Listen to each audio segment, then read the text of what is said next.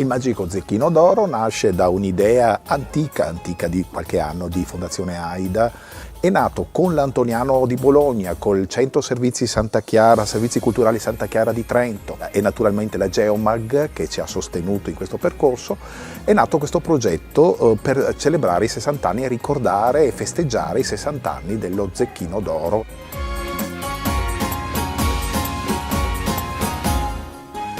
A noi piace il teatro perché è un grande gioco, no? E a noi piace il mondo della fantasia, piace il mondo della creatività, piace il mondo dove si costruisce la personalità dei bambini, delle persone. Per noi non abbiamo età.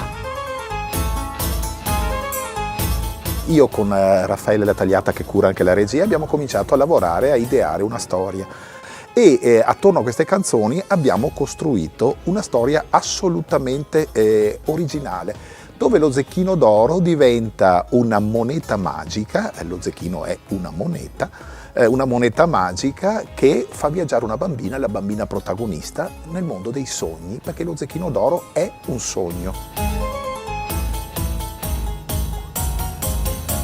La Geomag ha inventato questa nuova piattaforma che vediamo anche un po' rappresentata alle mie spalle, che è lanciata quest'anno, quindi no, è la reinvenzione di un giocattolo molto classico che è il cubetto in chiave magnetica. Abbiamo messo dei magneti su tutte le facce e quindi i cubi si attaccano sempre tra di loro, per cui si comincia in maniera facile facendo delle torri, dei muri, per arrivare a costruzioni anche molto complesse, ed è la cosa che a voi piace tanto, no?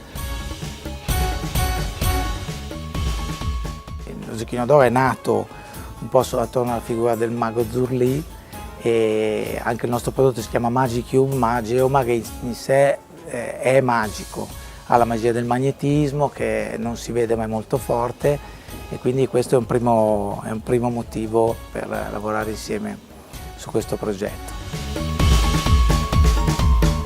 Noi vogliamo che il nostro viaggio di questo spettacolo sia lungo, ed è molto lungo perché girerà tutta l'Italia a partire dal 12 novembre, dove debutterà all'Antoniano di Bologna, per poi, cito fra le tante date e quelle più vicino a noi nel Veneto, il 4 gennaio al Teatro Verdi di Padova e il 5 gennaio al Teatro Nuovo di Verona, sempre in orario pomeridiano.